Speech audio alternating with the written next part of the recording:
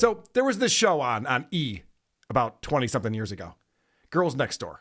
And it was from the Playboy Mansion, Hugh Hefner and his girlfriends, and the lifestyle of just partying and fucking and partying and fucking.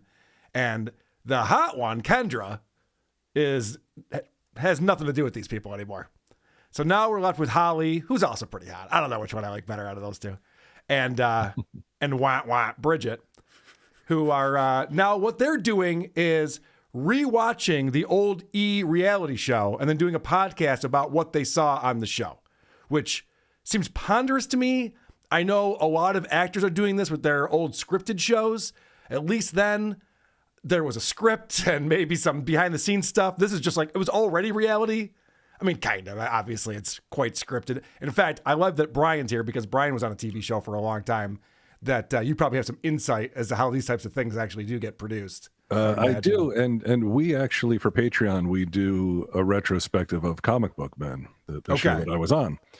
What we do, though, and it's a lot different from what these girls do, is we don't just regurgitate what people already saw. It's like we pull back the curtain and give the inside scoop as much as humanly possible at every turn, because why the fuck else would you want to watch it? Right. I don't think these two women know what the inside scoop is, because there's times when they're confused, and we'll get into some examples of that. But they like, did the producer tell them to do that or something? It's like, you were there. Yes. You're the one who should know the answer to that. That's the whole point of you guys doing this. Bryan was in Duck Dynasty, right? No, Jervis. That's not. That's not the show that we know him from. All right, let's get this started. This is how the show starts off. They got a fun little animation, and these two women just sit around and chat. I'm Holly. And I'm Bridget. And this is Girls Next Level. Welcome back to Girls Next Level, everybody. You are almost ready to leave for your vacation, right? I can't wait. I'm so excited. I'm so excited for you. You have to post like crazy so we can all live vicariously. I say I'm going to, but then it's a whole other issue when I get there. Then I'm like, oh, I don't know. I want to see everything. At least post the food. Okay, yeah. Vacation from what? What is she getting a vacation from? Who even wants to sit on a couch? This is a tough lifestyle that they have. Also, posting food. Anyway. Aren't you impressed by the notes? They do have a lot of notes in front of them, yes. I felt like they didn't get to a lot of them, but Jesus, it's like encyclopedic, the amount of notes that they have to say nothing the entire time. What they're doing is they're watching the episode with the commentator track on, so it's them talking about the show on top of the show, and then they come back and talk about them talking about the show on top of the show. And really like, go through it piece by piece. And what they're talking about on the most recent episode is Hugh's 80th birthday party. And so this was a crazy party, tons of celebrities. We'll get into that. This crazy thing they did, and this is what they're going to talk about when they bring up this topic. We are finishing up the Hef's birthday extravaganza. It was a 1-hour special on E. We're finally wrapping up the second half hour. 80 is the new 40. And when I was watching this episode, it made me think about boundaries a little bit. Yeah. I think a lot of people will be able to relate to this, especially if you're a woman. Sometimes holding your own boundaries is hard. I feel like if you establish any kind of boundaries in your personal life at all, or even at work or whatever, you run the risk of being called a bitch. Yes. Oh, wait a second. We're going to talk about boundaries? I thought we were going to talk about like fucking and partying and celebrities and boundaries. That's not these fun. are the boundaries that they figured out after they did all the partying and fucking and having fun. Yeah, these are Girls Next Level. Right, yes. So it's funny you say that because right after that, Holly explains, you know what, actually, I didn't really have a lot of boundaries back then. Yeah, no kidding. You were dating an 80-year-old man with 2 other women. So This was the whole point of the show correct. that we were on. Yeah, it was a fun time. And ironically, I wasn't even like really holding boundaries then. But like if I wanted even like a minute. When I was a sex slave, I didn't really have a lot of boundaries or self-esteem. I know. Isn't that ironic? No, it's checks out completely. Boundaries then. But like if I wanted even like a minute of like privacy or like my own time or anything like that, it was like, oh, she's a her. And all of a sudden that made me evil. And I'm like, what clown show am I living in right now? Well, I'll explain it.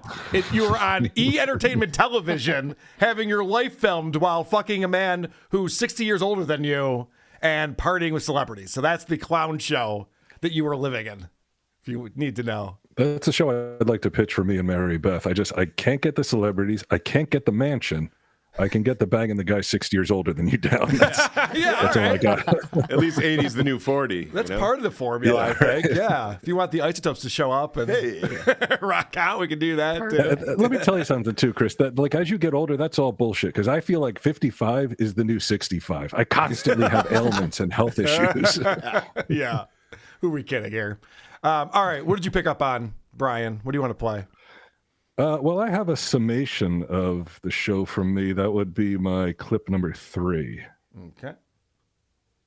Oh, yeah, I know what this one is. And I'm talking in commentary about how I'm always going to Aaron Brothers getting stuff framed. And Aaron Brothers went out of business. Right. I used to go there often, like all the time to get framed. Like now, what do you do? Michael's. Yep. The other store that does that. Oh, okay. Yeah, it's just I really thought it summed up just the vapidness of the conversation that like you wouldn't even bother having over lunch, let alone sitting on a couch and broadcasting it to 14,000 people. It's not nobody. No, I know. That was the thing that I was surprised by. There is an audience for this. There are people. They're not dressed in sexy clothing. They're not doing anything sexy. They're just having this conversation about a show they were on 20 years ago. And people are tuning in. And also, they're censoring it. It's bizarre that they're clipping out bitch. I mean, obviously all the fucks are being clipped out. Well, almost all of them. But why are they doing that? Well, who's that for? Yeah, I noticed that too. Because it's not a YouTube rule, right? You're allowed to say that kind of stuff. Yeah. Hope it's not. Jesus. Yeah, no shit. We'd be doing it quite wrong if that were the case. But you actually picked up on, you have a clip on here, and I don't remember what number it is, where one slips by.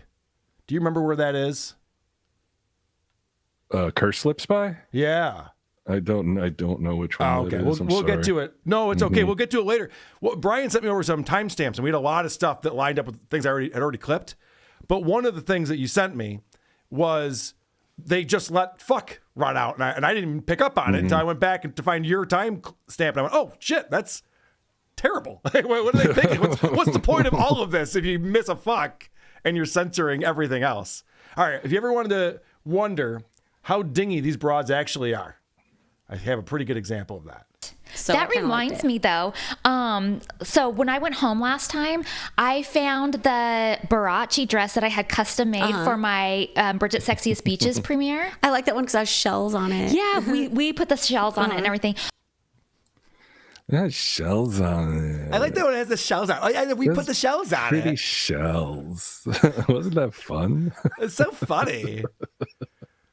Oh, this is the other thing, too. So when they go back and actually read their notes, we're not having these dingy broad conversations. This is like every guy who thinks, like, what do girls talk about? These dingy broads where they're just alone with each other. It's literally exactly what I would think. It would be like, oh, my God, that dress is so pretty. So disappointed.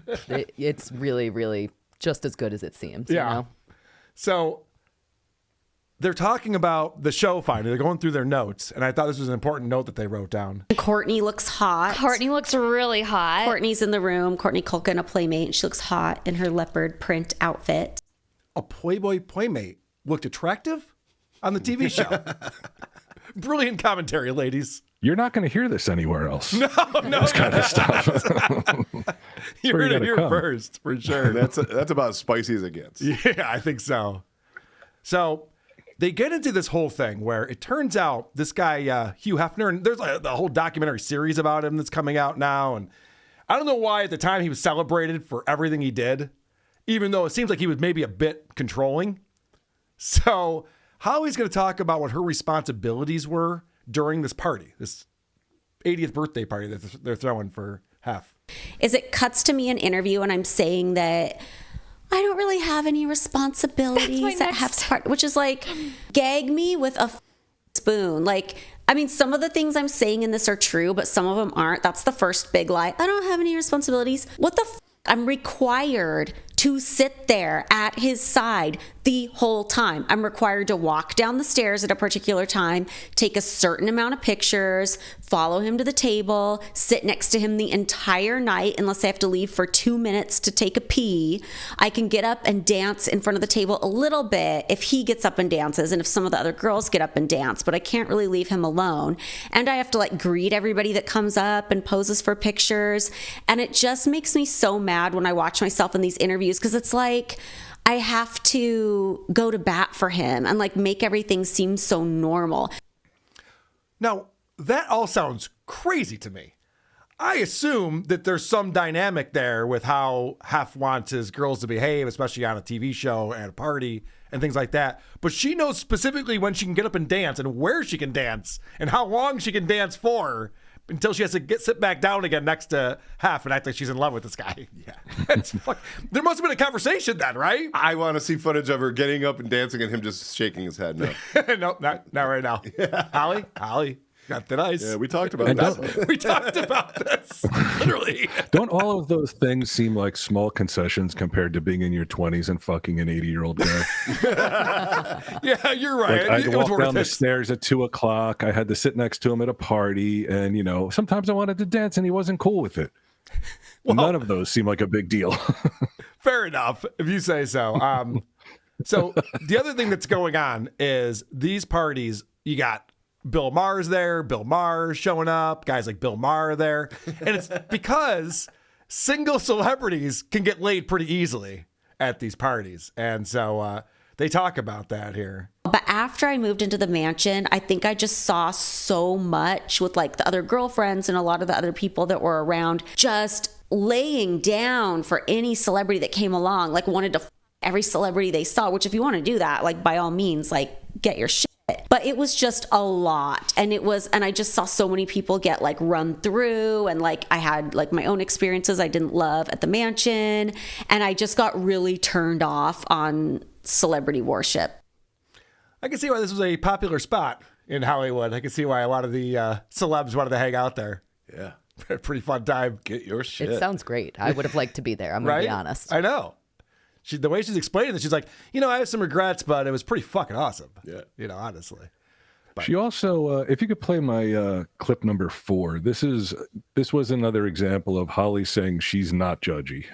Oh, yeah, this is great. But also part of me is like, ooh, you're digging through your daughter's drawer to find like the tiniest G-string to wrap it around a present she's giving to her 80-year-old sugar daddy. But besides me being judgy or not judgy or whatever I think about it, what I thought of was that's presented on this show. Like it's just this cute little family prank.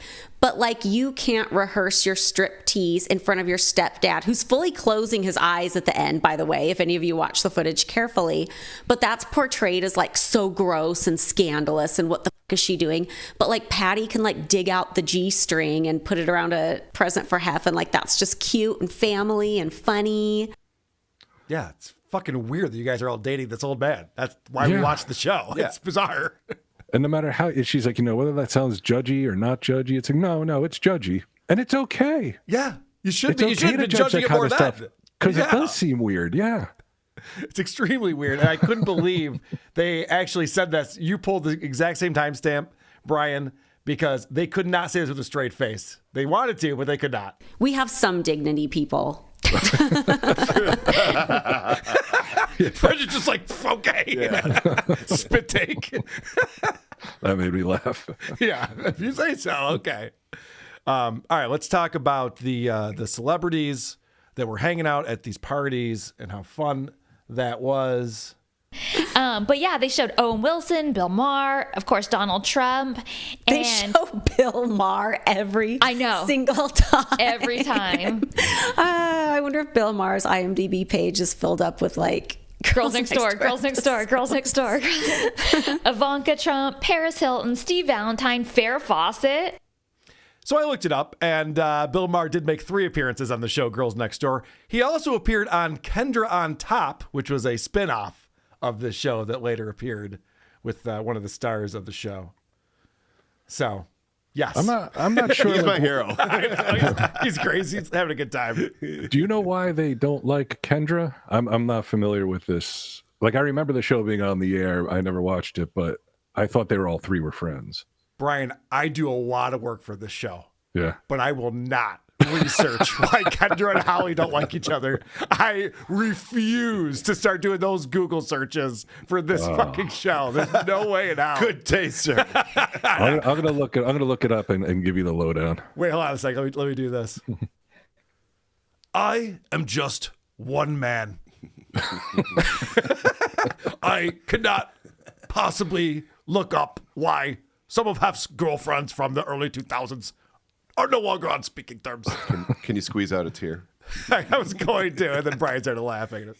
Fucked up my flow. I was going to win a fucking Academy Award for that one, but oh well. What else did you pick up on, Bryan? I thought if you'd play my clip number 7, I thought this was a very strange thing to say in public. Yes, this is a very strange thing to say, especially because they're saying nothing for so long, and then they finally say something, your ears perk up, you're like, what? What's going on here? And then It's like it reminded me of a scandal story. It's not one I'm going to share because it's about somebody who's like not in the public eye at all. Oh, I know what you're talking about. It took me a second. And it even, there's layers to the scandal story, and it even involves somebody who was like underage, and I don't want to out them. Like, that's their business. Is it a crime against a child is their own business? Yeah, that does seem a little odd. Yeah, good point. I thought that was such a strange thing to say. Well, it's a very strange thing to say, especially because she finally says something interesting. She's like, well, that was a scandal. Oh, whoa, well, what happened? But I'm not going to talk about that. Yeah, obviously not. But also the fact that Bridget knew what she was talking about without any clues immediately is a little odd, too. All she said was there was a scandal. She's like, oh, yeah. What? And happy about it almost. Like, oh, yeah, I know what you're talking about. Oh, you're right.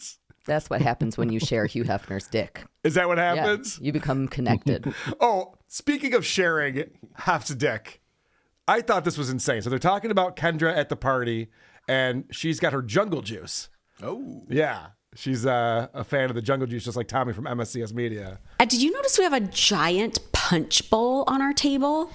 Yeah, because that's Kendra and her jungle juice. Oh, I'd forgotten that was even a thing. Well, it comes back to haunt me in another party.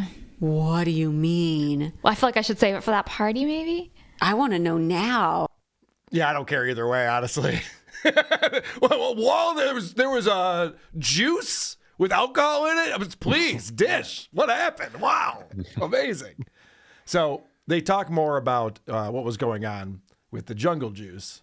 But anyway, so it's all, well, it gets worse than that. She takes the ladle and is drinking right out of it, and later makes me do it too. So we're drinking right from the ladle and sticking it back in the punch bowl. How Little House on the Prairie of you. Now, first off, Little House. You're now also they're talking my language.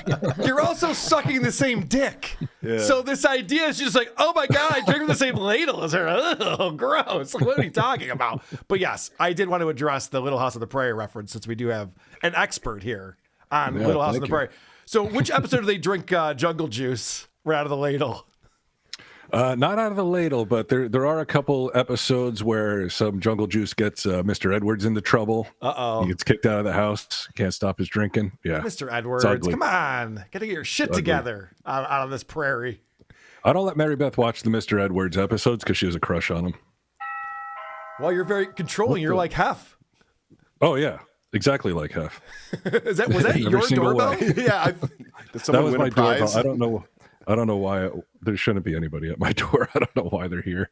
That is such an old-timey sounded doorbell. Yeah. I love that. Can you tell them it was my phone. It comes over my phone. Oh, okay. Like, they wouldn't have a doorbell like that, do they? Yeah, it's just the guy with wood paneling in his basement. Yeah. I'm still ripping on Bryan. Yeah, right. Bryan, we got so hammered in Florida that we actually watched Little House on the Prairie on purpose. An entire episode, Oh, yeah?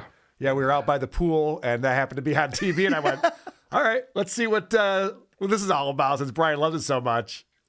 Was it a hit? It was great. The daughter, who's like 14, became a math teacher, and she went to teach math, and it's like, shouldn't you graduate high school first before you start teaching math?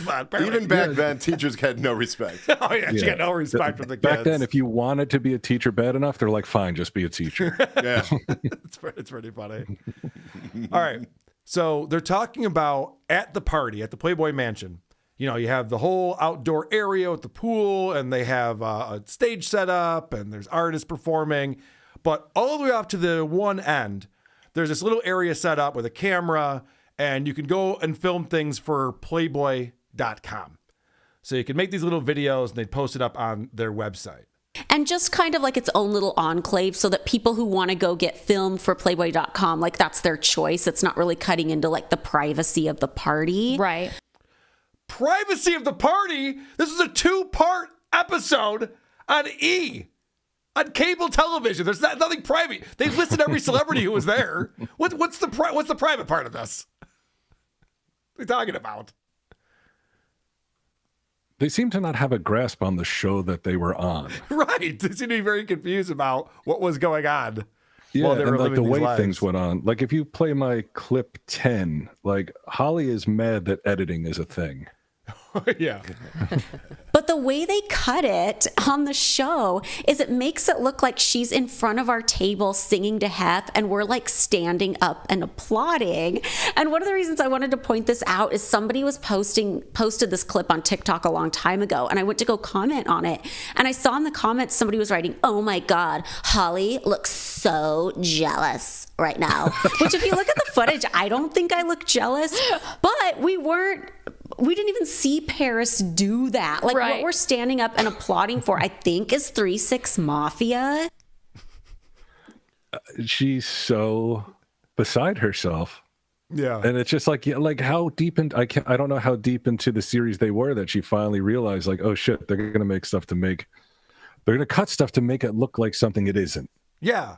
Reality shows often are not reality in any single way, which is why it's a show. And When I was on sorry, go ahead. yeah, please. No, I would say when I was on Comic Book Men, like we did this workout episode with Lou Ferrigno, and Lou was asking me, he's like, well, what do you eat in the morning? And I said, usually for breakfast, I'll just have like 6 to 8 mini donuts, those little tiny donuts. Yeah. The editor, the showrunner, took out the word mini. So it seemed like I ate 6 to 8 donuts in the morning. There's one of the few hilarious. episodes I watched live. I fucking texted him immediately. I was like, you son of a bitch. That's funny. Well, so you knew who was editing the show, and you Yes. were able to have a discussion with them. Apparently, they were not happy with some of the editing. They have some notes for the editor of this show. As a viewer, I kind of have questions like, where was the cake? Was it like right outside the tent? Where did you have to go? How? What they're talking about here is, I guess, Bridget's gift to Hef was she got into the birthday cake and then came out of it. And the crazy part is that they think they should have spent more time showing the preparation of that. Not the payoff, the part that viewers would want to see. No, they want to show the prep involved. As a viewer, I kind of have questions like, where was the cake? Was it like right outside the tent? Where did you have to go? How do you load into this thing? Like, I felt like that could have been included, and they could have made it look really suspenseful. I agree, but they just did not want to spend much time on this at all. Like, they gave me the dance, but like other than that, they really didn't care about the process of it at all. Maybe Process. they should go into editing, I think. Yeah. Like, let's just show all the boring stuff. Like when I'm walking, like towards my car, maybe you can have that be part of the show. From 7 different angles, maybe. Yeah. Am I understanding that correctly? They wanted to show how she got into the cake? Yes. Yes. That's In it. depth. That's what they were. But, no, okay. but Brian, also, where was the cake? Yeah. I mean, What flavor was the cake? I'm still wondering. They should have never actually addressed showed it. the person who baked the cake. Yeah. And then they should have shown how it was decorated. I don't know why none of this was left into the show. What Like, were watch they any thinking? episode of Cake Boss, you're going to get enough cake information. Yeah, like you don't need to put it on your show too. This isn't the show for baking, No. I would say. What else did you pick up on here, Bri? I like that Holly is woke now, and if you, I was recently watching a retrospective of horror movies, and it's interesting how the guys today apply today's standards to back then, as if they were like, I was saying the same thing back then. Right, yeah. And this is Holly being woke in clip 11. So when all these women are on stage dancing and I say it looks like a rap video, I'm watching this back and it is just like an anvil on my head how there is zero diversity at these parties. Everybody on stage is white. Every single girl. Crazy. And obviously I always knew that there could always have stood to be a lot more diversity and representation. And that was one of the things that Hef and I were trying to do when I worked at the studio and stuff too. But you really see it here. Now, Hugh has a type.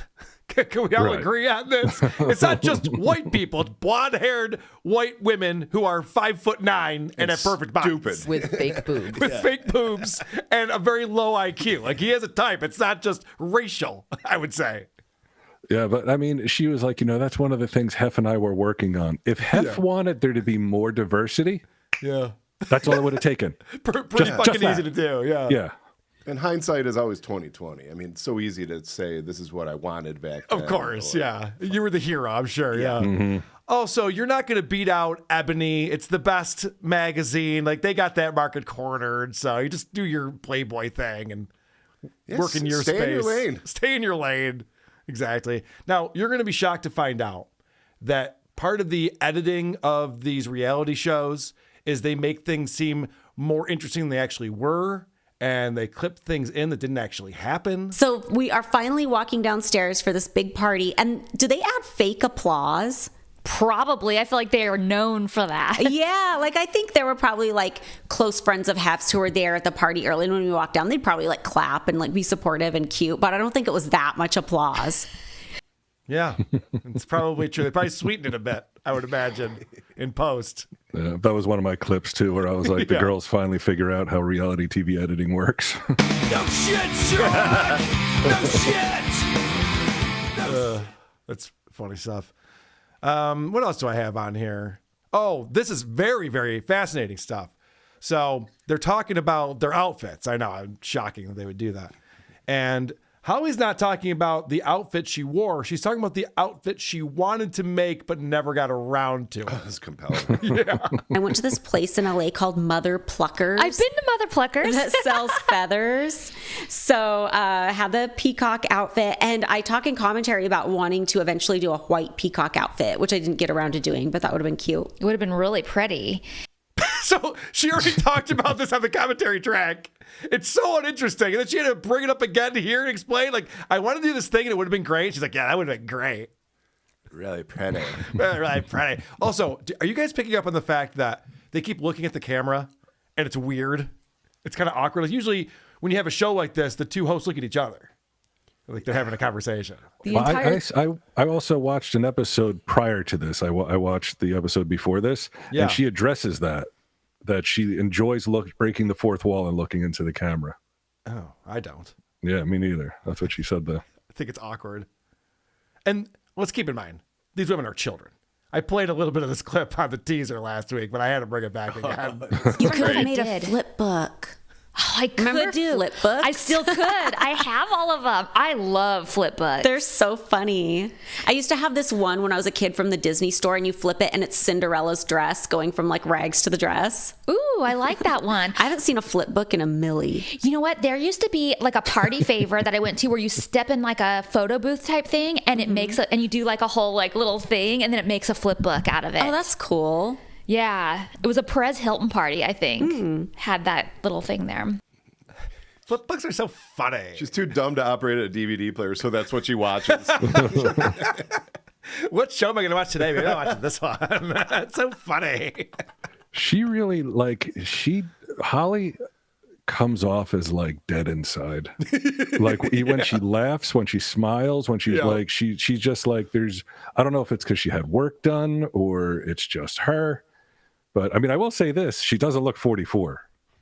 Is she 44? Yeah, I looked it up. She's 44. All right. What else do you have on here? I think probably my last one was another one of Holly's judgments. She has a revelation about what a terrible person she was. Okay. What number is that? That'll be clip 9. All right. It was like a mirroring thing because I was very like slobby and starstruck too when I first came to LA. But then sometimes you see things about yourself mirrored back to you and it looks disgusting from the outside, so you're like, I kind of want to change that. You know what I mean? I don't know, I got disgusted, and I'm not trying to say it in like a judgy way on everybody else. Oh yeah, you are. Yeah, no, you are. And you should. You are. Yes, judge away. Please do. Yes. If you're like, look, I'm watching these people and feel like it's mirroring my behavior, and I was so fucking disgusted by it that I was like, I must change. Yeah. You're judging it. It's okay. That's a pretty good judgment move, I would say, actually. It's a great good time to judgment judge. call. Right. You know what? I realized I was an asshole, and then I'm like, I got to stop being so judgmental of myself. So I just continued being an asshole. It's great. It's a good way to live, too. Who are these podcasts?